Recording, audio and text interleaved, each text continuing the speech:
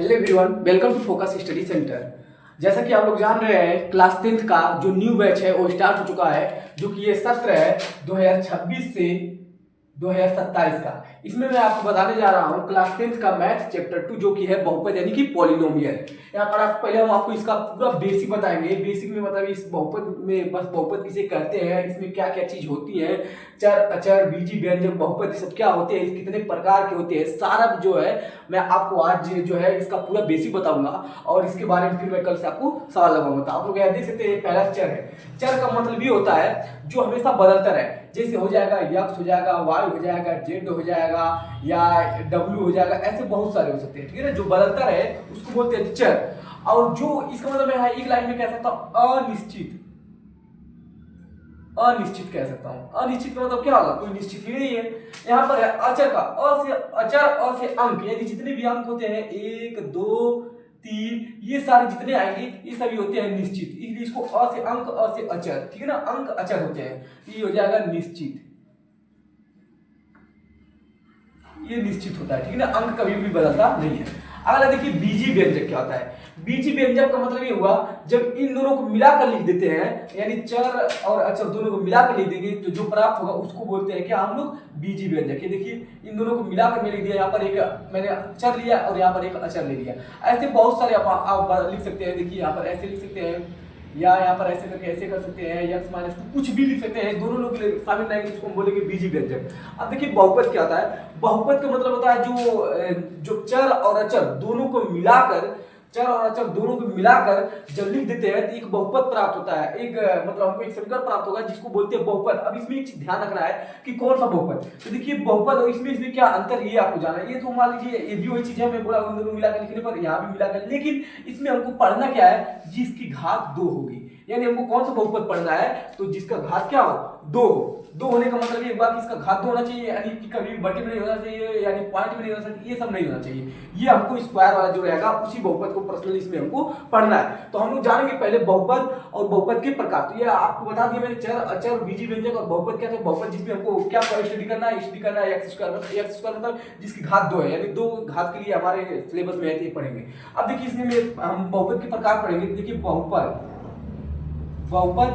के प्रकार। अब देखिए बहुपद जो होते हैं ये 2 प्रकार के होते हैं। बहुपद 2 प्रकार के होते हैं। देखिए पहला क्या होता है, पहला होता है घात के आधार पर।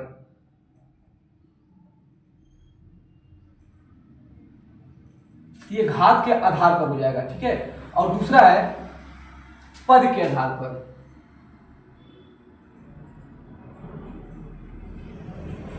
अब देखिए घात के आधार पर और ये पद के आधार पर। घात के आधार पर मतलब इसके घात कितना है, 1 है, 2 है, 3 है।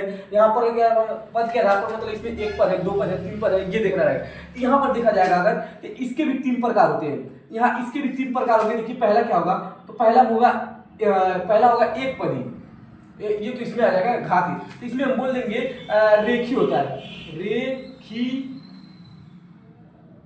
रेखीय बहुपद, ये बहुपद लिखा है, ठीक है ना, रेखीय बहुपद। दूसरा क्या होता है, तो जो दूसरा होता है उसको बोलते हैं द्विघात बहुपद। और तीसरा जो होता है, तीसरा को बोलते हैं त्रिघात बहुपद।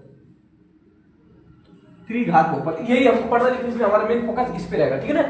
अब इसमें देखिए इसमें क्या होते हैं, ऐसे सेम इसमें भी होता है। इसमें देखिए क्या लिखा रहता है, इसमें रहता है एक पदी बहुपद, ठीक है ना। और क्या पढ़ना है,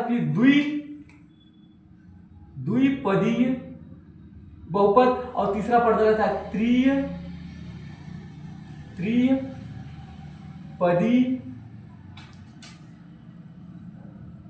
बहुपद, ठीक है ना, ये होता। अब यहाँ पर इसके एग्जांपल देख लेते हैं क्या होता है। 3 प्रकार के हमको पढ़ना है। इसका ये जो था बहुपद के प्रकार 2 प्रकार के होते हैं, घात के आधार पर और पद के आधार पर। पहले हमको पढ़ना है घात के आधार पर पढ़ना है रेखीय बहुपद, फिर द्विघात बहुपद और त्रिघात बहुपद। पद के आधार पर पढ़ना है एक पदी बहुपद, द्विपदी बहुपद और त्रिपदी बहुपद, ठीक है ना। अब यहाँ पर देखिए इसका एग्जांपल मैं आपको समझाना चाहूंगा। देखिए रेखीय मतलब जिस रेखा में, मतलब रेखा में उसका घात कुछ ना हो, मतलब सिर्फ 1 हो। रेखीय का मतलब जिसका घात 1 हो। जैसे देख लीजिए अगर मैंने लिख दिया x + 2 तो इसका घात कुछ नहीं देखो है, इसका मतलब रेखीय बहुपद है, तो ये रेखीय बहुपद का एग्जांपल हो सकता है, एक लिखते रहे। ऐसे अगर मैं लिख दिया इतना तो इसका भी घात 1 है, इसलिए ये भी रेखीय बहुपद है। रेखीय बहुपद का मतलब ये होता है जिसकी घात 1 हो, अभी प्लस में चाहे माइनस में इससे कोई फर्क नहीं पड़ता। द्विघात का बहुपद क्या होता है? द्विघात का मतलब होता है जिसका स्क्वायर हो, मतलब दो घात हो। तो जैसे 2 हो गया, 2 3x + 2 हो सकता है। यहाँ पर भी इतना लिखती है, मतलब ये बस एग्जांपल दे रहा हूँ कि यहाँ पर देखिए इसका अधिकतम घात कितना है? 2 घात है। द्विघात का ऊपर हो सकते हैं जिसमें अधिकतम घात 2। त्रिघात का मतलब क्या होता है? जिसमें 3 घात हो। जैसे मान लीजिए x³ + x² प्लस ऐसे कुछ और भी आएगा, तो यहाँ पर जब ज्यादा 3 घात वाला रहेगी तो उसको बोलेंगे त्रिघात बहुपद। ये हो जाएगा इसकी एग्जांपल। अब देखिए एक पदी मतलब जिसमें एक पद हो, एक पद का मतलब जैसे मान लीजिए सिर्फ 5 है तो एक पदी बहुपद है। या हम ऐसे भी कर सकते हैं 3y, ये भी एक ही पद है।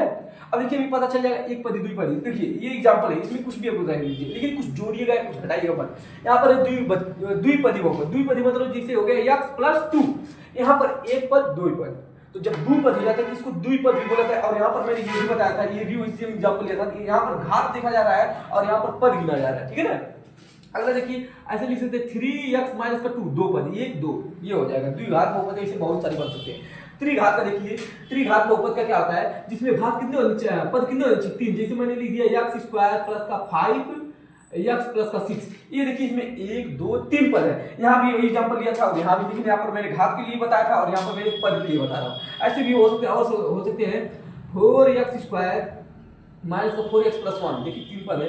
ये जो है इसके जो है बेसिक, मैंने आपको पूरा बेसिक बता दिया कि क्या होते हैं इसमें। बहुपद में क्या पढ़ना है? चर पढ़ना है, अचर पढ़ना है, बीजी व्यंजक पढ़ना है और बहुपद पढ़ना है। बहुपद के प्रकार भी पढ़ना है, घात के आधार पर और पद के आधार पर। घात के आधार पर 3 होते हैं, रेखीय बहुपद, द्विघात बहुपद और त्रिघात बहुपद। इसमें पद के आधार पर होता है एक पदी बहुपद, द्विपदी बहुपद और त्रिपदी बहुपद। ये था इसका पूरा बेसिक, ठीक है। तो आप लोग देख सकते हैं ये जो है आपका प्रश्नावली 2.1 का जो है एग्जांपल फर्स्ट है। आप एग्जांपल फर्स्ट में देखिए आपको एक ग्राफ लेना पड़ेगा और ग्राफ में आप लोग देख सकते हैं कि ये जो ग्राफ है एग्जांपल फर्स्ट का, आप लोग देख सकते हैं यहाँ पर ग्राफ 1 जो है, इसमें एग्जांपल मैं कराने जा रहा हूँ। इसमें 6 पार्ट दिए हैं, 1 2 3 4 5 6। इसमें बोला गया है कि नीचे दी गई आकृति 2.9 में ग्राफों को देखिए और प्रत्येक आकृति y वाला यहाँ पर देखिए, ऊपर वाला हमेशा ये जो खड़ा वाला होता है हमेशा y होता है और जो ये वाला होता है क्षैतिज वाला ये हमेशा x होता है, ठीक है ना। जहां px एक बहुपद है का ग्राफ है, ग्राफों से प्रत्येक के लिए px के शून्य को ज्ञात कीजिए। px के लिए अब देखिए शून्य क्या होते हैं, तो शून्य किसमें हमको ज्ञात करना है, क्या है इसका शून्य बताइए। तो देखिए हम पहले लिख दिया यहाँ शून्य, यहाँ पर लिख दिया मैंने शून्य, यहाँ इसका शून्य बताना है, x के लिए शून्य बताना है, ठीक है ना। शून्य शून्य। अब देखिए शून्य कैसे ज्ञात करना है। शून्य बहुत ही आसानी से ज्ञात किया जाता है। हमको इसने कहा है कि x वाली लाइन पर शून्य ज्ञात करना है। शून्य देखिए हम जब ऐसे जाती है और x वाला लाइन है और ये जो o लिखा है ओ पर ओरिजिन, ओरिजिन मतलब होता है मूल बिंदु, जहां दोनों रेखाएं काटे रहते हैं वहां मूल बिंदु बोले जाते हैं, ठीक है ना। यहाँ पर देखिए हमारे x वाले से बस मतलब है कि इसने बस x के शून्य का ज्ञात करने के लिए। ये देखिए ये वाला x लाइन है, तो देखा जाएगा कि ये जो लाइन गया है इसको हाई वाले नहीं, ये तो प्रॉपर ही हुआ करता है। ये जो हमारा कार्तीय तल है इसको छोड़ दीजिए। यहाँ पर जो ये अलग से एक रेखा गई रहेगी वो देखना है कि x वाले को कितनी बार काट रही है। x वाले को देखिए x वाले को सिर्फ एक ही बार काट रही है, इसलिए इसका शून्य एक है। देखिए कितना आसान, आप देख के बता सकते हैं। यहाँ पर देखिए x वाली लाइन है, इसको देखिए रेखा कितने बार काटी, एक बार यहाँ पर गया है, यहाँ नहीं देना है, बस इस वाली रेखा देखना है। यहाँ पर देखिए एक बार यहाँ काट रहा है और एक बार यहाँ काट रहा है, 2 बार, 3 इसका शून्य 2 हो गया। यहाँ पर देखिए इसका एक यहाँ पर काटा, एक यहाँ पर काटा, एक यहाँ पर, 3 बार 3 इसका शून्य 3 हो गया। ऐसे देखिए यहाँ पर x वाली लाइन रही है, यहाँ पर एक बार काटा, इसलिए इसका शून्य कितना हो जाएगा, 1 हो जाएगा। यहाँ पर देखिए ये सिर्फ एक ही बार काटा है, यहाँ पर एक ही बार टच हुआ है, इसलिए इसका शून्य कितना हो जाएगा, 1 हो जाएगा। यहाँ पर देखिए 1 हो गया, 2 हो गया, 3 हो गया, 4 हो गया, इसका मतलब शून्य कितना हो गया, 4 हो गया। तो देखिए ये जो था आपका शून्य ज्ञात करना था। अभी मैं आपको एकदम सेम प्रश्नावली 2.1 का जो क्वेश्चन नंबर 1 है सेम इसी तरह से करना, और अब देखिए आप लोग सब बता देंगे। चलिए ठीक है उसको करते हैं। तो क्या देख सकते हैं ये प्रश्नावली हमारा 2.1 का क्वेश्चन फर्स्ट एकदम जैसे एग्जांपल में कराया, एकदम सिर्फ अगर आपको एग्जांपल समझ में आया होगा तो ये पूरा आप अपने आप से कर सकते हैं। इसमें भी बताना है कि x के शून्य बताना है। तो देखिए शून्य क्या देखना है, तो यहाँ पर देखिए ये x वाला लाइन है और x वाला लाइन पर कोई भी कट नहीं है, तो कोई भी कट नहीं, इसका मतलब शून्य 0 है, कुछ नहीं है। यहाँ पर देखिए, यहाँ पर देखा जाएगा x वाला लाइन है, यहाँ पर देखिए एक बार जाकर काटा इसलिए इसका शून्य 1 हो जाएगा। यहाँ पर देखिए यहाँ पर एक बार काटा, 2 बार काटा, 3 बार काटा, इसलिए इसका शून्य कितना हो जाएगा, 3 हो जाएगा। यहाँ पर देखिए ये काटा है जो x वाले को 1 2 बार काटा, इसलिए इसका शून्य 2 हो जाएगा। यहाँ पर देखिए 1 2 3 4, इसलिए इसका शून्य 4 हो जाएगा। और यहाँ पर देखिए इसको ध्यान से ध्यानपूर्वक करना है। यहाँ पर एक बार काटा और यहाँ पर ये आया यहीं से टच होकर गया है, इसलिए एक ही बार काटा है, ये 2 बार नहीं गिनना है। तो एक यहाँ, दो यहाँ, और ये भी वही टच करके गया 3, इसका शून्य कितना आएगा 3 हो जाएगा। तो आप लोग देख सकते हैं ये जो है प्रश्नावली 1.2.1 का जो क्वेश्चन फर्स्ट था ये मैंने समाप्त कर दिया। अभी नेक्स्ट क्वेश्चन देखते हैं। अगर सुनिए 1 मिनट, अगर आपको अगर ये समझ में आ गया, ये पेपर में आता नहीं है लेकिन आपको समझ में आना चाहिए शून्य क्या होता है। शून्य का मतलब होता है कि x के कितने शून्य है। तो देखिए x को एक बार काटा तो एक बार एक शून्य होगा, 2 बार काटा तो 2 शून्य हो जाएगा, 3 बार काटा 3 शून्य हो गया, यानी x का शून्य ज्ञात करना। और यही हम लोग सीखेंगे कि x का शून्य कैसे ज्ञात करते हैं, यही सीखना है। तो आप लोग देख सकते हैं ये जो है एग्जांपल 2 में बताने जा रहा हूं आपको इसी के चैप्टर का। तो अगला जो एग्जांपल 2 है, इस एग्जांपल को अगर आप समझ जाएंगे तो अगला 2.2 में कैसे सॉल्व करना है ये आप समझ जाएंगे। तो ये अभी समझ लीजिए कि अभी एग्जांपल 2 चला है, तो एग्जांपल 2 अगर समझ जाएंगे तो आप प्रश्नावली 2.2 को समझ जाएंगे। जैसे वहां बताया एग्जांपल अगर आप समझ गए होंगे एग्जांपल फर्स्ट को, तो 2.1 का जो क्वेश्चन था वो आसान था। ऐसे जो है एग्जांपल 2 अगर समझ जाएंगे तो 2.2 में क्या आएगा वो आप आसानी से कर सकते हैं। ठीक है, देखिए क्वेश्चन पढ़ देते हैं। द्विघात बहुपद x² + 7x + 10 के शून्य ज्ञात कीजिए और शून्यकों तथा गुणांकों के बीच के संबंध की सत्यता की जांच कीजिए। अब आपको ये क्वेश्चन तो इतना बड़ा है और समझ भी नहीं आया होगा। चलिए मैं पहले आपको इसको कुछ बेसिक बातें बता रहा हूं, तब जाके ये सॉल्व होगा। तो देखिए पहले इसमें आपको क्या क्या जानकारी रखना है। तो आप लोग देख सकते हैं यहाँ पर कहा है कि इसके शून्यकों का क्या है, शून्यकों का शून्यकों तथा गुणकों के बीच के सत्यता की जांच कीजिए। तो चलिए पहले हम इसको देख लेते हैं, क्वेश्चन देखते हैं। ये सही है तो हमको देखिए पहले हमको ये जानना होगा कि शून्यकों का योग क्या होता है और शून्यकों का गुणन क्या होता है। पहले हम तो आपको यहाँ में कॉन्सेप्ट बताने जा रहा हूं, अगर ये कॉन्सेप्ट समझ रहे हैं तभी हो पाएगा। कॉन्सेप्ट, ये कॉन्सेप्ट है, ठीक है ना। अब देखिए कॉन्सेप्ट में क्या करना है। पहला हमको देखिए, अगर हम यहाँ पर आपको एग्जांपल दे रहा हूँ ax² + bx + c, ये द्विघाती बहुपद एक समीकरण है, ठीक है ना। इसी समीकरण को आपको ध्यान रखना है। देखिए क्या करना है, हमको मान लीजिए इस समीकरण से x के आगे वाला a है और x के ये जो है इसके आगे वाला b है और यहाँ जो है c है। इसका मतलब मान लीजिए हम यहाँ जो समीकरण दिखा है इसका अगर हम तुलना करें ax + 7x + 10, तो हम कहेंगे x के आगे वाला तो होता है लेकिन यहाँ x कुछ है नहीं तो 1 होता है, इसलिए a का मान यहाँ 1 हो जाएगा। ऐसे देखिए x के आगे वाला b होता है, यहाँ x के आगे b है, इसका मतलब b का मान कितना आएगा 7 हो जाएगा। जो c होता है वो डायरेक्ट मान दिख रहा है आपको 10 दिख रहा है। अगर ये माइनस में रहता है ये चीज तो हम इसको माइनस में लेते, लेकिन प्लस में ये प्लस में लिया, ठीक है ना। ऐसे तुलना करके निकालना है। लेकिन हमको देखिए क्या सीखना है, क्या है ये देखिए, हमको सीखना है इनका योगफल कैसे निकलता है। देखिए तो शून्यकों का योग क्या होता है, शून्यकों का योग। तो शून्यकों का योग देखिए कैसे निकलता है। शून्यकों का योग जो होता है ये होता है योग बोला तो हमने मान लिया कोई 2 शून्य हमने अपने मान लिया, शून्य मान लिया हमने कोई 2, तो हमने मान लिया एक अल्फा है और एक बीटा है और क्या है शून्य के लिए प्लस लगा दिया। अब इसी को चाहे ऐसे लिखिए चाहे ऐसे लिखिए, कई बात है, ठीक है ना। अब देखिए शून्यकों का योग, इसमें देखिए होता है शून्यकों का योग जो होता है -b/a होता है। ये शून्यकों का योग का यहाँ से यहाँ तक एक फार्मूला बन गया, ठीक है ना। अभी मैं इसका एक और मतलब बताऊंगा। अब देखिए दूसरा पढ़ना आपको, शून्यकों का गुणन। तो शून्यकों का गुणन कैसे पढ़ना है, ये होता है एक शून्य के यहाँ एक शून्य के यहाँ, इनका गुणन कहा है तो बीच में गुणा रहेगा और गुणा नहीं लिख के हमें ऐसे भी लिख के तो बात वही होता है। और इसका जो फार्मूला होता है c/, ये होता है, इसका यहाँ से यहाँ एक फार्मूला ये बन गया। अब देखिए ये फार्मूला अगर आपको याद है तो बहुत ही जरूरी है, और जो मैं इसके पहले भी यहाँ जो तुलना कर रहा था वो भी बहुत जरूरी है। अगर ये इतनी बातें आपको समझ में आ रहा है तो सवाल सॉल्व हो सकता है। अब देखिए इसी को मैं दूसरे मतलब बता रहा हूँ। यहाँ देखिए क्या कहा जाता है, यहाँ कहा जाता है, यहाँ पर इसी फार्मूले को देखा जाता है, इसी फार्मूले को देखा जाता है और लिखा जाता है x का गुणांक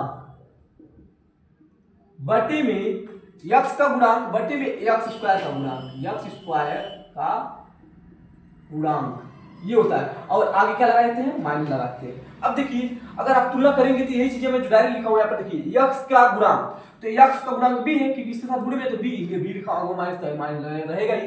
x² का गुणांक, x² का गुणांक a है इसलिए इसके यहाँ a लिखा हूं, ठीक है ना। तो यही चीज मैं अगर ये लिखता तो ये लिखना पड़ता, तो मैं आपको यहाँ लिख के बता दिया कैसे आया, ठीक है ना।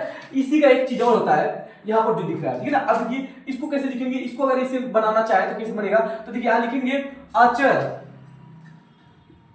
पद का गुणांक, अचर का गुणांक डायरेक्ट लिख दे रहे हैं, अचर का गुणांक, अचर का गुणांक। अब बटे में यही वाला रहेगा x² का गुणांक, ठीक है ना। और इसमें आगे कोई प्लस माइनस नहीं रहता। देखिए अचर का गुणांक सी है तो सी का सी ही रहेगा, और एक्स स्क्वायर का गुणांक ए है तो यही रहेगा। ये आपका पूरा मैंने बताया, ये सिर्फ कंसेप्ट है, ये जो मैं आपको बता रहा हूँ ये सिर्फ कंसेप्ट है, इसी कंसेप्ट पे पूरा सवाल सॉल्व होगा, ठीक है ना। तो आप लोग देख सकते हैं, और ये अगर आपको समझ में आ गया होगा तो आप लोग इसको कहीं साइड में उतार लीजिएगा। अब मैं सवाल को सॉल्व करके दिखाता हूँ कैसे सॉल्व होगा, ठीक है। चलिए देखते हैं। तो यहाँ देख सकते हैं ये जो समीकरण है, यहाँ से हम इसको सॉल्व करने जा रहे हैं, ठीक है ना। सॉल्व करेंगे, देखिए इसको लिखेंगे एक्स स्क्वायर प्लस का 7x प्लस का 10 इक्वल टू 0, ठीक है, ये हो जाएगा। अब देखिए अगर आप गुणनखंड इसका आता है करने तो अच्छी बात है, और नहीं आता है तो आपको एक सवाल भी नहीं कर पाएंगे, ठीक है ना। तो मैं आपको जैसे बता रहा हूँ सेम वैसे सीखना है, और अगर आपको इसका गुणनखंड नहीं आता है तो मुझे वीडियो में कमेंट करिएगा, मैं आपको इसका पहले गुणनखंड सिखाऊंगा तभी जाके सॉल्व होगा, ठीक है ना। तो देखिए यहाँ पर गुणनखंड कैसे करना है, इसके आगे कुछ नहीं तो एक मान लेते हैं, और एक का गुणा हम यहाँ लास्ट वाले में कर लेते हैं, कुछ भी रहे। अगर यहाँ मान लीजिए 5 रहता तो 5 का गुणा लास्ट वाले में करते हैं, अगर कुछ नहीं यहाँ एक मान के इसका लास्ट में गुणा करेंगे तो मान लीजिए 1 का गुणा जब 10 में करेंगे 10 आएगा, ये 10 आया, इसको 2 टाइम से खींच लेना है इसमें। अब देखिए हम यहाँ बीच में जो रहता है 7 ना, वही 7 लाना है किसी तरह से, इस 7 10 को ऐसे तोड़ना है कि गुणा करने पे तो 10 आए लेकिन जोड़ने या घटाने पर 7 आए। तो बताइए 10 का गुणा 10 जो होता है 2 पहाड़ी माता है, पहले 2 से स्टार्ट कर देखिए कि 2 पहाड़ी माता है, 2 को पहले लिख लीजिए, 2 पहाड़ी माता है कितने बार में आएगा 5 बार में। 5 बार में देखिए गुणा करेंगे तो 5 गुना 10 हो जाएगा, और 2 और 5 जोड़ेंगे 7 हो जाएगा, ये 7 यही बन रहा है ये वाला, ठीक है ना। तो यहाँ पर लिखेंगे, अगर और भी ऐसे सवाल तो मैं बताऊंगा कैसे करना है। एक्स स्क्वायर प्लस का बड़ा वाला हमेशा आगे लिखना है, चिन्ह प्लस का था ये प्लस, और एक्स प्लस का छोटा वाला हमेशा बाद में लिखना है, और यहाँ प्लस में रखेंगे तब दोनों जुड़ के साथ होंगे, इसे प्लस लिया वो दोनों प्लस का 10 इक्वल टू 0। अब देखिए इसमें भी x इसमें भी x, दोनों में से x कॉमन लेंगे तो यहाँ से x कॉमन लेंगे तो एक बार x बचेगा, यहाँ से x निकल गया 5 बचेगा। इन दोनों देखो इसमें भी 5 2 आता है, इसमें भी 2 आता है, क्यों? क्योंकि जब इसको 10 को तोड़ेंगे देखिए 2 और 5 में टूटा है, तो यहाँ से 2 है, यहाँ भी 2 है, तो प्लस यहाँ आ गया, प्लस लेंगे, 2 कॉमन ले लिया यहाँ से तो x बचा, प्लस यहाँ से अगर मैंने देखिए 2 कॉमन निकाले 5 बचा, यहाँ 5, ये दोनों हमेशा सेम आने चाहिए, अगर ये दोनों सेम नहीं आए तो आपका गुणनखंड गलत है। अब देखिए ये जो है सेम से एक बार लिखेंगे तो x प्लस 5 एक ब्रैकेट में, और दूसरा आई वाला जो बच गया x प्लस 2 एक ब्रैकेट में बराबर में 0। अब देखिए शून्यकों के लिए अब देखिए शून्यकों के लिए क्या करते हैं, एक बार x प्लस 5 को 0 के बराबर में कर देते हैं, मतलब इसको एक बार 0 के बराबर में करेंगे तो x का मान निकालेंगे तो प्लस में उधर जाएगा तो माइनस में, एक शून्य आ गया। दूसरा वाला जो है ये वाला x प्लस 2 बराबर 0, इसको यहाँ से x का मान निकालेंगे -2, तो इसका मतलब ये हो गया कि शून्यक जो आएगा शून्यक बराबर हो जाएगा माइनस का 5 एक आया है, यहाँ पर देख सकते हैं माइनस का 5 और एक यहाँ पर आया है माइनस का 2, ये आ गया। तो अभी तो मैंने सिर्फ यहाँ क्या निकाले, शून्यक निकाला। अब इसने पूछा था सत्यता की जांच करना है, सत्यता का जांच करने का मतलब कुछ होता है, ये होता है सत्यता की जांच। देखिए सत्यता की जांच का मतलब ये होगा कि यहाँ पर हमको क्या करना है, जो शून्य का है यहाँ पर हम सत्यता की जांच करेंगे। अभी मैं बताऊंगा, पहले देखिए लिखिए शून्य को का योग, शून्य को का योग एक बार बिना फार्मूले के निकालना है, एक बार फार्मूला लगा के जो भी फार्मूला होता है। अब दूसरा क्या निकालना है, शून्य को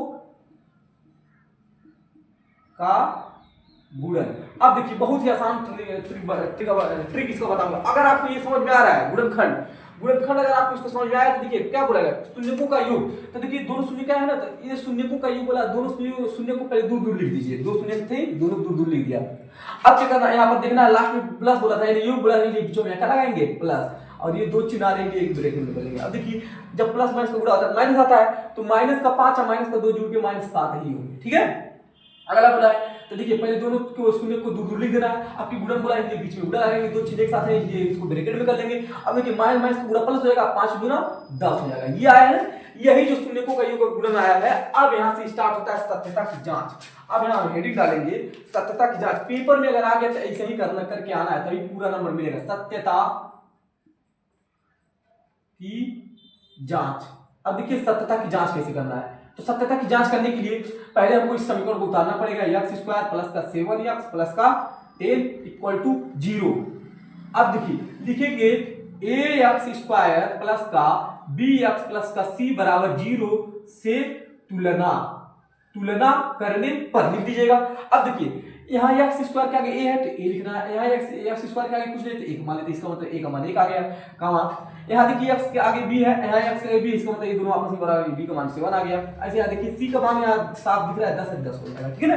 अब चलिए यहाँ हम फार्मूला लगाएंगे, जो अभी आपको थोड़ी देर पहले कंसेप्ट बताया था वही फार्मूला यूज करना। तो देखिए यहाँ पर लिखेंगे शून्यकों का योग अल्फा प्लस का बीटा होता है। अब फार्मूले की यहाँ पर बिना फार्मूले के सॉल्व किए हैं और यहाँ फार्मूले लगा कर दिखाना रहता है कि ये वाला जो बिना फार्मूले के मैं लाया हूँ और जो फार्मूले लाऊंगा ये दोनों बराबर होने चाहिए, तो ये वाला सत्यता की जांच होता है। तो अल्फा प्लस बीटा बराबर मैं आपको बताया हूँ बी अपान ये होता है, ये याद कर लीजिए, बहुत ज्यादा काम आने वाला है। तो माइनस तो इसे रहेगा और 7 यहाँ पर देखिए 7 है, बी का मान तो 7 रख देंगे। अब बटे में ए का मान 1 होता है, 1 से 7 में भाग देंगे माइनस 7 ही आएगा। अब इसको मिलाइए और इसको मिलाइए, देखिए मैच किया, इसका मतलब ये सही हो गया। चलिए दूसरा देखते हैं, अल्फा दोनों का क्या होता है, शून्यकों का गुणन, इसका फार्मूला होता है बी बराबर alpha into beta equal to होता है सी अपान ए होता है। सी का मान देखिए कितना है 10 है, तो 10 रख देंगे। ए का मान 1 है, 1 से जब 10 में भाग देंगे 10 आएगा, यहाँ पर भी 10 आया और यहाँ पर भी 10 आया, इसका मतलब दोनों सेम आ गया। तो हम यहाँ कह सकते हैं कि हमारी सत्यता की जांच हो गई है और इसी तरह से इस सवाल को सॉल्व करना है। चलिए आप लोग देख सकते हैं एग्जांपल 3 है और इसमें कहा गया बहुपद x² - 3 के शून्यक तथा ज्ञात कीजिए,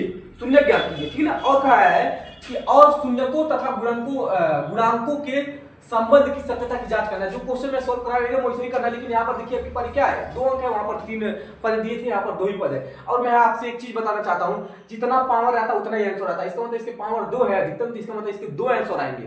तो जितना पावर रहता है सबसे ज्यादा उतना ही आंसर आते हैं। देखिए इस सवाल को सॉल्व कैसे करना है, ये तो और आसान है। देखिए क्या करना है, हम लोगों को आंसर लिख दिया यहाँ पर। अब देखिए इसको मैं उतार लिया, यहाँ पर ये हो जाएगा आपका -3 और हमेशा बराबर में 0 करके लिखा जाता है, ठीक है ना, समीकरण को।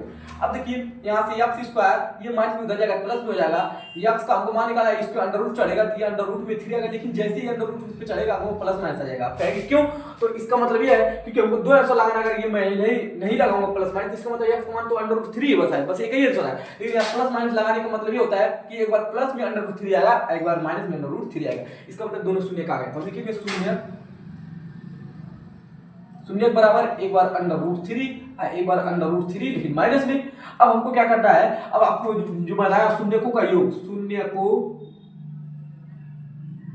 का योग, तो शून्यकों का योग क्या होता है, अभी मैं आपको बताऊं। दोनों शून्य को पहले पास लिखिए, ऐसे लिख दीजिए थोड़ा दूर दूर। अब यहाँ देखिए ये वाला माइनस था, माइनस में लगाना है। अब शून्यकों का योग इसलिए बीच में प्लस रहेगा, ये ध्यान रखना है, ठीक है ना। अब प्लस माइनस को गुणा करके माइनस आएगा, प्लस माइनस का गुणा माइनस। जब ये प्लस में है और ये वाला चीज माइनस में आके दोनों कट के क्या आ जाएंगे 0, ठीक है। अगला देखिए शून्यकों का गुणन, शून्यकों का गुणन क्या करना है पहले आपको बताऊं, दूर दूर पहले लिखिए।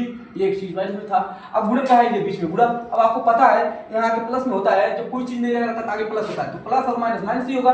और अंडर रूट 3 का गुणा अंडर रूट 3 में होगा तो अंडर रूट 9 होगा, लेकिन जब बाहर निकालेंगे कितना आ जाएगा 3 हो जाएगा। ये 3 लगा देगा वो माइनस ये आ गया, बिना फार्मूले का आया। अब चलिए सत्यता की जांच का हेडिंग डालेंगे और उसके बाद तब सॉल्व करेंगे। तो देखिए सत्यता की जांच, सत्यता की जांच। तो सत्यता की जांच में आपको क्या बताया हूं, जो समीकरण आएगा उसको लिखना है, x² माइनस का 3 बराबर 0, और उसको तुलना करना है ax² प्लस का bx प्लस का c बराबर 0 से तुलना करना। अब देखिए यहाँ पर क्या करना है, हमको पता है कि x के आगे वाला जो होता है a होता है, x से कुछ नहीं तो हमें आपको बता दिया हूं कि a का मान 1 हो जाएगा। यहाँ पर देखिए x के आगे वाला हमेशा b होता है, यहाँ x वाला टर्म है ही नहीं, इसका मतलब b है ही नहीं, इसे लिख देंगे b बराबर 0 लिख देंगे। और c जो होता है सीधा सीधा अंक होता है, तो c का मान कितना हो जाएगा, c बराबर ये 3 है, लेकिन अगर 3 लिखेंगे गलत हो जाएगा, क्योंकि मैं आपको बताया अगर माइनस लगा रहेगा तो इसका माइनस लेके चल रहा है, ठीक है ना। ये हो गया, हमने a b c का मान निकाला। अब लिखिए, देखिए यहाँ पर क्या करना है, अब लिखेंगे शून्यकों का, अब देखिए सत्यता की जांच करना है, तो अब यहाँ लिखेंगे अल्फा प्लस का बीटा बराबर में माइनस का फार्मूला बताया हूं b अपान a होता है, माइनस इसे रहेगा। b का मान देखिए कितना है 0 है, तो यहाँ पर 0 रखेंगे। अब बटे में a का मान 1 है तो 1 होगा। अगर किसी भी संख्या से 0 भाग देते तो 0 आता है। देखिए मैच किया ये वाला, इससे देखिए योग दोनों हो गए। अब गुणन देखते हैं, अल्फा इंटू बीटा बराबर होता है c अपान a। c का मान देखिए माइनस का 3 है तो माइनस का 3 रखेंगे, a का मान देखिए 1 है तो यहाँ 1 रखेंगे, और जब भाग देंगे तो माइनस का 3 ही आएगा। ये -3 यहाँ पर भी आया और -3 यहाँ पर भी आया, दोनों सेम हो गया। इसका मतलब ये है कि हमारी सत्यता की जांच क्या है, सही है। ऐसे सॉल्व कर रहा है। तो